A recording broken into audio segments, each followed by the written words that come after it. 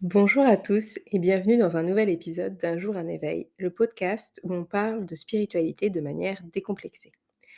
Aujourd'hui, j'ai envie de vous parler d'un sujet tout particulier, qui est le jour où j'ai vécu mon exorcisme. Alors, c'est un grand mot, un grand terme, ne partez pas, ne fuyez pas. C'est quelque chose au final que j'ai pas du tout compris sur le moment quand je l'ai vécu et que j'ai compris bien après, voire il y a très peu de temps. Je vous fais cet épisode parce que je pense que c'est important. Je me suis rendu compte que dans, l'épisode d'avant, quand je vous parle de mes addictions, je ne parle pas de mon exorcisme et ça en fait partie intégrante, donc je ne peux pas, vous parler de mes addictions sans vous parler de cette étape-là. Alors en effet, je vous avais expliqué, pour ceux qui n'avaient pas encore, pu écouter l'épisode, j'expliquais que j'avais arrêté la cigarette et l'alcool grâce, au livre d'Alan Kerr, mais pas que. Alors, je m'explique. Nous sommes à Hong Kong, arrivés depuis peu, nous sommes, un jeune couple, donc on décide de s'installer en colocation avec un Hongkongais parce que nous voulons absolument nous intégrer à la vie locale. Ceux qui me connaissent et qui écoutent ces podcasts commencent à comprendre un peu le personnage. Pour nous, c'est essentiel de vivre avec les personnes et de découvrir la culture. Nous vivons donc avec ce Hongkongais qui a un emploi du temps assez particulier car en final, il vit la nuit. C'est un basketteur professionnel mais qui vit la nuit, qui dort le jour, qui s'entraîne, enfin qui a un rythme assez décousu. Au final, un peu déçu car nous n'avons pas vraiment l'occasion d'être en grande interaction avec lui. Mais donc nous vivons dans ce, petit appartement à 3 avec une minuscule chambre qui donne sur les aérations et arrivé à Hong Kong, tout de suite se passe quelque chose. La nuit, j'ai des moments où je ne peux plus respirer. C'est-à-dire que j'ai ma respiration qui se bloque et je me réveille, je suis bloquée. Alors on prend ça pour des allergies parce que j'ai beaucoup d'allergies à la poussière, aux acariens et cetera. Mais n'empêche que c'est quelque chose d'assez bizarre qui se passe et qui est assez récurrent. J'ai vraiment l'impression toutes les nuits qu'on est en train de m'étouffer.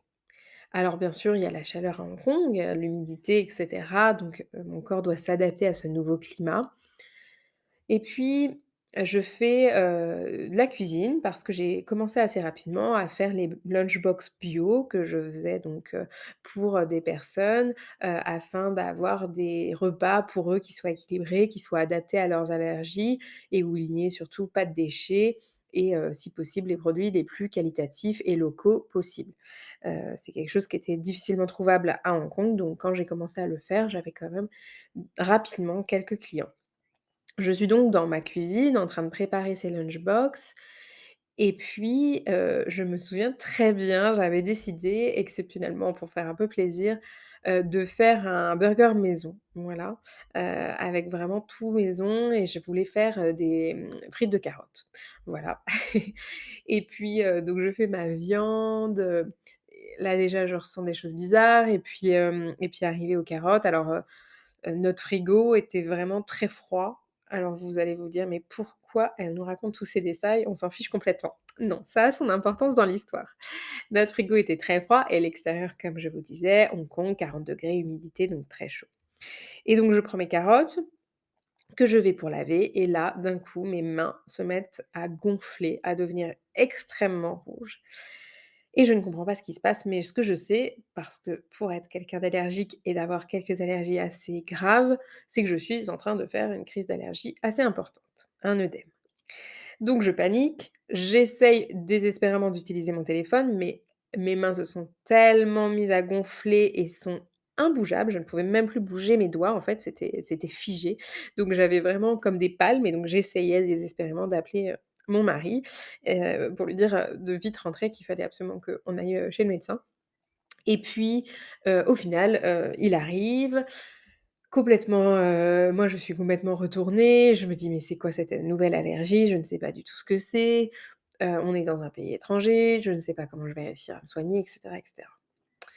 Je vais raccourcir l'histoire, on n'a pas compris tout de suite, il a fallu quelques épisodes de crise d'allergie assez fortes, pour comprendre qu'en réalité je devenais allergique au froid.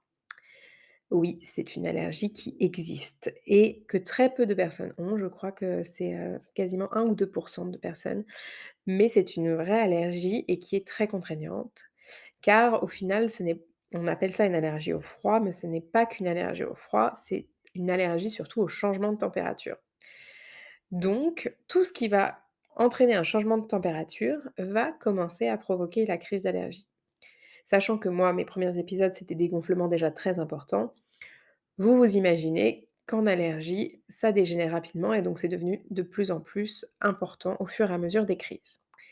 Vivant dans un pays où il faisait 40 mais où à l'intérieur il faisait, quasiment 4 à 5 avec les climatisations extrêmement puissantes que les Hongkongais mettaient, j'ai très vite eu un handicap, un vrai handicap, de ne plus pouvoir vivre à Hong Kong, car je n'étais pas en mesure de rentrer dans les magasins, de sortir des magasins.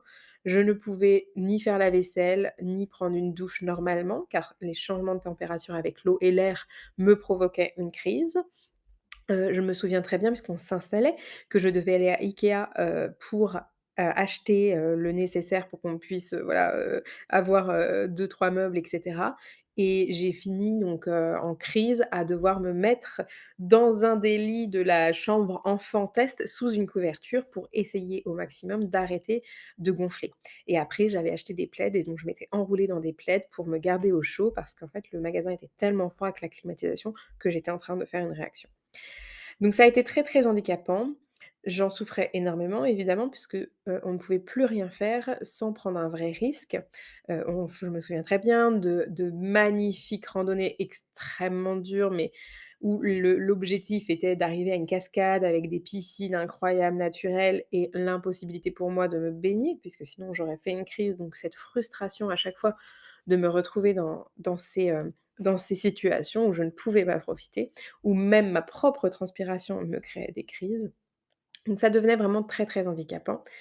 Il y a eu ce fameux épisode, je pense que l'épisode aux Philippines fera partie, intégrante d'un épisode tout seul, mais c'est un épisode assez fort puisque du coup, j'ai vraiment failli, je pense faire, une crise qui aurait pu me coûter la vie.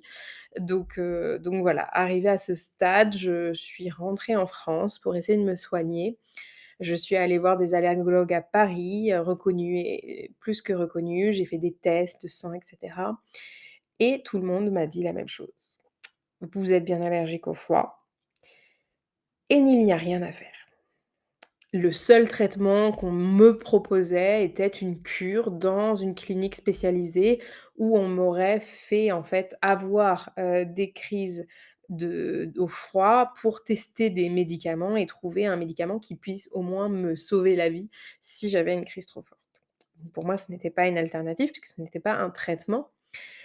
À ce moment-là, je suis rentrée dans une phase de désespoir très profonde, puisque je me suis dit que même si ça paraissait débile et que c'était anodin, pour moi, c'était un vrai handicap et ça allait m'empêcher de faire beaucoup de choses dans ma vie. Et il en était hors de question. Et je suis un petit peu têtue quand ça me concerne ou quand ça concerne mes proches et je ne me laisse jamais, heu, avoir en quelque sorte en me disant, «Ça y est, c'est fini». Donc là, encore une fois, je me dis: «Non, c'est pas fini». Je connais les méthodes alternatives et je recontacte une de mes anciennes colocatrices qui est allée voir un guérisseur à Orléans dans notre ville et je lui demande son contact. Ce guérisseur, c'est un monsieur qui à l'époque avait 87 ans et qui recevait dans sa maison, comme une cave, dans une grande pièce. Au fond, il y avait une énorme armoire avec, des cristaux, des cartes, beaucoup de choses et lui avait son bureau en fond de la salle à gauche et il y avait une chaise au milieu de la salle et donc je prends rendez-vous avec lui. Il avait beaucoup, beaucoup de rendez-vous donc j'avais quelques mois d'attente mais dans tous les cas, c'était pas grave parce que ça tombait pile quand j'avais prévu de rentrer en France pour Noël et surtout je m'étais dit: «Dans tous les cas, je ne sais pas comment je pourrais survivre à un hiver français donc il faut vraiment que ça se règle cette histoire». C'était vraiment ma dernière chance puisque sinon je ne voyais pas comment faire pour vivre, dans le froid. Donc j'arrive en France emmitouflée avec mon allergie, ma famille qui comprend pas, qui se dit: «C'est encore quoi cette histoire bizarre de Tiphaine? Qu'est-ce qui lui arrive?» Mes amis qui pareil il t'arrive toujours des trucs incroyables, voilà. Donc tout le monde en était un peu amusé et ne voyait pas vraiment à quel point ça pouvait être très dérangeant. Hem et donc je vais à ce rendez-vous, le monsieur m'accueille et me demande de m'installer donc sans mes bijoux, sans rien, au milieu de cette pièce et puis il commence avec son pendule à distance, je vois, sur son bureau. Il avait des fiches et cetera, il commence à faire son pendule et au fur et à mesure, moi je ressens des choses. Il me pose aussi quelques questions de temps en temps et cetera et puis, à un moment, je me sens très énervée, très en colère. J'avais envie de partir, j'avais envie de tout casser, j'étais vraiment dans une colère noire et je savais même pas pourquoi. Excusez-moi, ça remonte. Alors, du coup, cette colère, elle était très puissante et elle était pas à moi, mais en même temps, je comprenais pas trop ce qui se passait. À un moment, il s'approche de moi et il met des CD, vraiment des CD, hein, sur mes pieds et sur mes mains. Hem et en fait, je sentais au fur et à mesure qu'il récitait des prières dans son coin que je n'entendais pas et en fait, les CD me brûlaient les doigts et me brûlaient les pieds. Et donc je lui ai dit, que j'étais là pour mon allergie au froid et cetera et il me dit à la fin de séance, d'une manière assez alors, c'était un vieux monsieur un peu rude, un peu voilà. Donc c'est vrai que sa façon de parler n'était pas forcément très douce et agréable et puis je pense que ce que j'avais en moi était très agressif et il avait, pas forcément, voilà, la possibilité en non plus d'être doux avec moi à ce moment-là et donc il me dit tout simplement: «Mais je n'en ai absolument rien à faire de votre allergie au froid, c'est pas du tout ce qui m'intéresse. Moi je suis là pour votre âme». Alors moi, à cette époque-là, l'âme, déjà j'y croyais pas, je connaissais pas et ça n'avait aucun sens. Hem et donc il me dit: «Moi je suis là pour, en gros aider votre âme et vous libérer» et moi je lui dis: «Mais je m'en fiche complètement de mon âme, moi je veux juste qu'on me libère de mon allergie au froid parce qu'en fait, c'est ça mon problème, enfin j'ai aucun autre problème». Et puis, il m'avait beaucoup énervée également parce qu'il m'avait dit à l'époque, je ne parlais plus ni à ma mère ni à ma sœur et il m'avait dit que ce n'était pas possible, que c'était des gens avec on ne pouvait pas en fait vivre une vie sereine et épanouie si on était fâché en fait avec des personnes. Et donc moi, c'était quelque chose que je ne comprenais pas et pour moi, j'avais toute légitimité à ne plus parler à ces personnes qui m'avaient fait beaucoup de mal et donc d'entendre ça, ça m'avait vraiment remonté.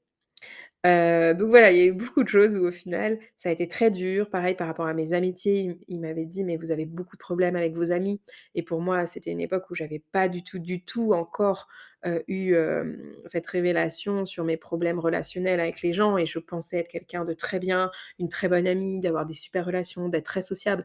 Donc j'avais vraiment une, vision biaisée de mes relations avec les gens. Ce que j'ai complètement réussi à déconstruire et à travailler par la suite, mais ça a mis beaucoup de temps. Donc à l'époque, j'étais pas du tout prête à entendre quoi que ce soit de tout ce qu'il me disait. Et puis à la fin, il termine en me disant qu'il a dû faire en finale un exorcisme sur moi, parce qu'il y avait beaucoup de magie noire et que ça revenait du côté de ma famille maternelle et que ça avait été fait, avant ma naissance et cetera et cetera. Et donc pareil, là, je comprends pas. Puis l'exorcisme pour moi, ça a une connotation très religieuse, très catholique, c'est le démon, c'est la possession et cetera. Donc je voyais pas du tout de quoi il me parlait, mais je me suis dit: «Franchement, tant pis, quoi».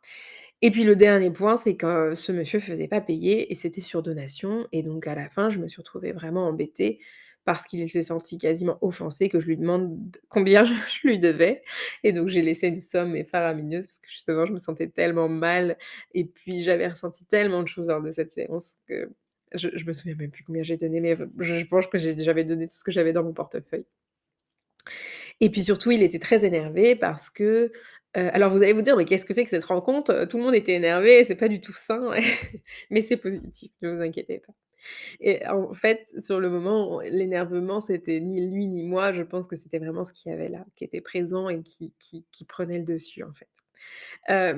Tout ça pour dire que oui, du coup, ça a fini où il était très énervé parce qu'en fait, je lui avais dit à la fin, mais parce que dans la discussion, c'était jamais venu avant, qu'en fait, j'habitais à Hong Kong et que je n'avais pas forcément la possibilité de revenir, le voir 5 fois de suite et lui, le travail n'était absolument pas fini. Donc en fait, il me disait qu'il s'il avait su que je ne pouvais pas revenir tout de suite, il n'aurait jamais fait le travail qu'il avait fait parce que ça ne servait à pas à rien, mais qu'en tout cas, ça ne servait pas à grand chose parce que ça allait revenir, que j'allais être attaquée, que de toute façon, tout était troué, et cetera. Alors là, je comprenais pas pourquoi il me parlait de mes trous et je me dis: «Mais je suis pas trouée», donc il parlait bien sûr de mon aura qui était trouée, et que mes chakras n'allaient pas bien, que tout ça et donc moi, je dis: «Bah, écoutez, je trouverai quelqu'un, qui m'aidera, voilà, je continuerai». Sans prendre en compte que c'est pas si simple en fait, hein, de trouver des gens assez puissants pour faire ce que ce monsieur était capable de faire. Mais bon, ça je l'ai compris qu'après, avec grand regret et lui me dit tout simplement parce que moi je lui dis: «Mais si, je reviendrai vous voir quand je reviens à Orléans et cetera» et il me dit: «Oui, mais vous savez, je ne suis pas immortel non plus et je ne serai plus là quand vous reviendrez». Alors je ne sais pas s'il est encore là, maintenant. Je sais que, j'ai jamais osé le recontacter par honte, par pudeur, parce que je suis quelqu'un qui a du mal avec tout ça. Mais en tout cas, pour moi, j'ai toujours été extrêmement reconnaissante parce que donc tout simplement parce que bien sûr, hein, la guérison a été instantanée, c'est-à-dire que, quelques heures après, j'ai pris un glaçon pour faire un test, et le jour d'avant, un glaçon m'aurait littéralement fait une énorme crise et là, ça ne m'a rien fait. Donc l'allergie au froid était bien partie et n'est jamais revenue. Et puis il y a vraiment des choses qui se sont débloquées à partir de ce moment-là. Alors d'une manière trop violente, je pense, parce qu'en effet, j'étais pas prête à entendre tout ça, donc ça m'a complètement chamboulée, ça m'a trop remis en question d'un coup, mais ça m'a mis une bonne baffe et je pense qu'à ce moment-là, j'étais dans une situation où j'avais besoin d'une bonne baffe, en fait.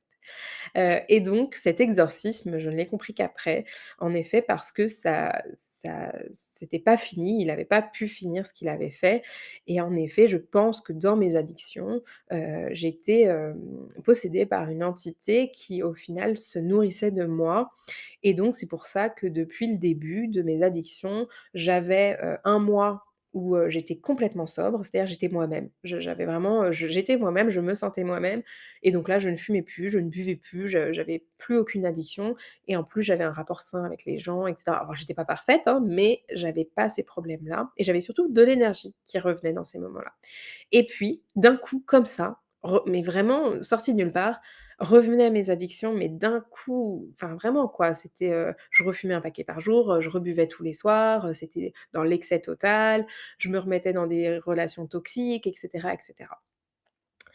Et à chaque fois, c'était pareil. C'est-à-dire quand je finissais par, je me souviens des mois où je finissais le mois, à vomir du sang, à vraiment être extrêmement mal, à plus avoir d'énergie et à être du coup au fond du lit tellement j'étais mal.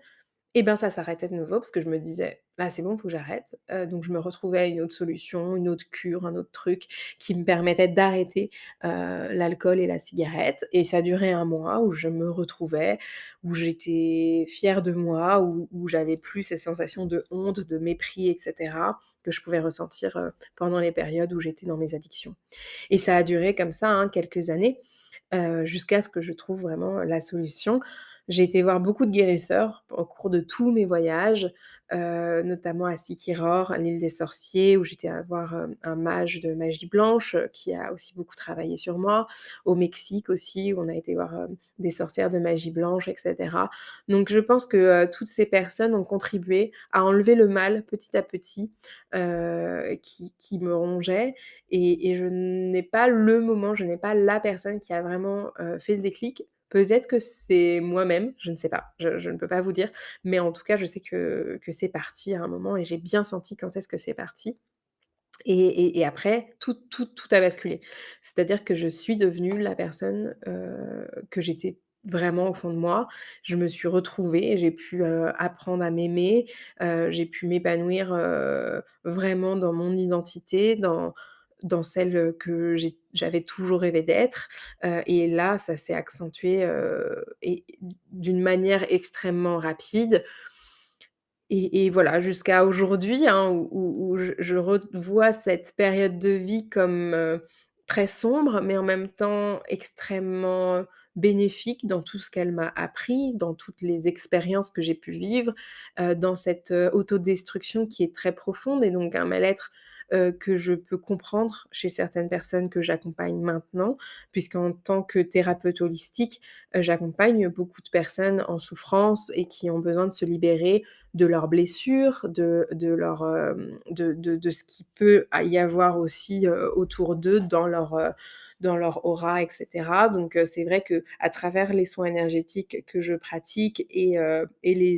aussi les séances d'EFT, donc de libération émotionnelle, on vient travailler sur tout ça et donc c'est vraiment des choses que j'ai expérimentées et que j'ai pu combattre à travers beaucoup de techniques et d'expériences et d'accompagnements différents.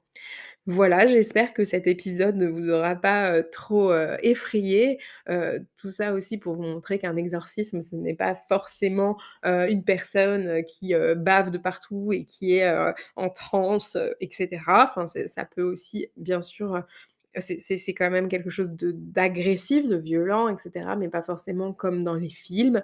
Et puis au final, on s'en sort et on ressort, beaucoup plus fort qu'avant d'une expérience comme celle-ci. Alors c'est quelque chose qui n'arrive pas à tout le monde et qui arrive, très peu aussi, hein. Il faut pas en avoir peur, mais c'est vrai que je trouvais ça important aussi d'expliquer que dans mon parcours, pour me libérer de ces addictions, il y avait eu cette partie-là, au-delà de tout le travail de développement personnel que j'ai fait à côté, qui est aussi été essentiel, je pense. Et bien sûr de tout l'accompagnement et l'amour que j'ai reçu de mon entourage. Sans eux, je n'aurais pas du tout eu cette force et l'envie et cetera. Donc je remercie tous mes amis les plus chers, ma famille, mon conjoint bien évidemment, qui, ont été les personnes, ressources qui m'ont, maintenu la tête, hors de l'eau quand j'en avais besoin et qui ont réussi à me soutenir, toutes ces années. Je vous souhaite une belle journée et à très vite pour un nouvel épisode d'Un jour, un éveil où on parle de spiritualité de manière décomplexée.